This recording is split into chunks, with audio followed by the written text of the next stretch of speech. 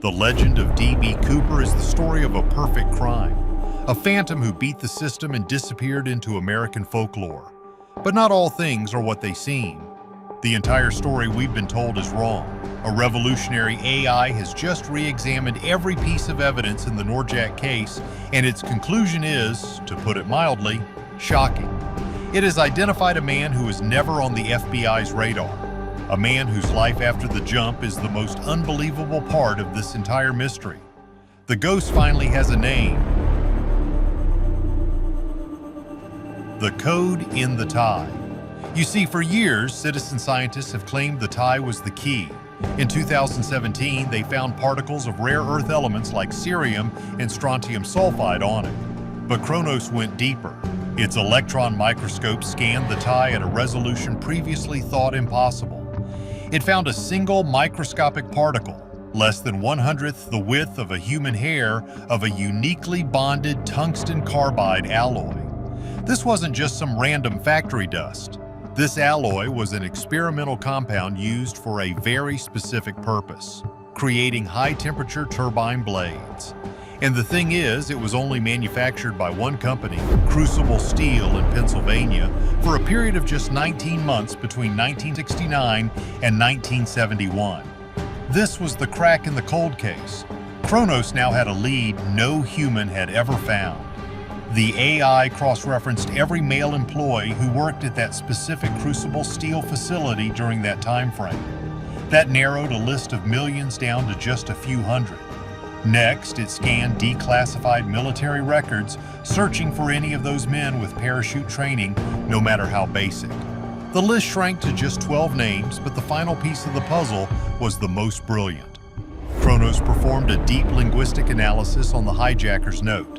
The phrasing, "no funny stuff or I'll do the job," and the specific, polite yet firm sentence structures were unique. The AI then scanned a massive database of digitized documents, everything from public records to old company memos, looking for a writing style that matched.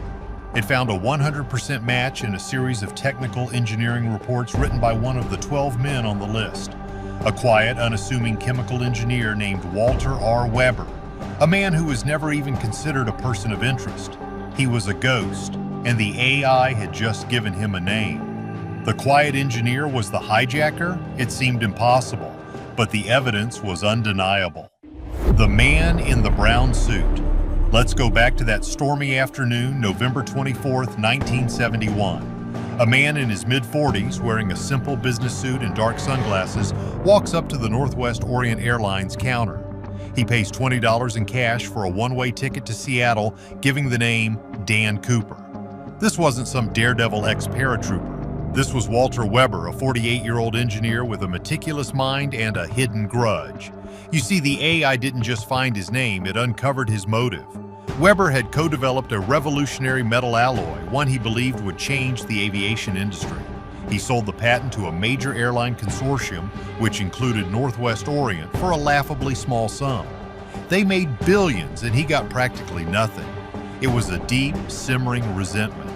To put it mildly, his plan was genius in its simplicity. He wasn't a thrill seeker, he was a problem solver. On the plane, he was remarkably calm, chain-smoking and ordering 2 bourbons with soda. This wasn't the behavior of a nervous first-timer, it was the calculated action of a man executing a plan. The note he handed to the flight attendant, Florence Schaffner, was polite but firm, claiming he had an explosive device in his briefcase. When he opened it, she saw a terrifying nest of wires and red sticks. What she didn't know was that Weber, the engineer, likely constructed a convincing but inert device. He understood the power of fear. His demands were incredibly specific. $200,000 in unmarked $20 bills, 2 back parachutes, and 2 front parachutes. The request for 4 parachutes was a masterstroke of psychological manipulation. It made the authorities think he might take a hostage, forcing them to provide him with functional, non-sabotaged gear. What many people don't know is that Weber had been an Army quartermaster during the Korean War. His job? He supervised the packing and maintenance of parachutes. He knew exactly what to look for. He wasn't a commando, but he was an expert in the equipment. He was the ultimate gray man. hiding in plain sight using expertise no one would ever suspect he had. He had the money and the gear. Now he just had to disappear into thin air.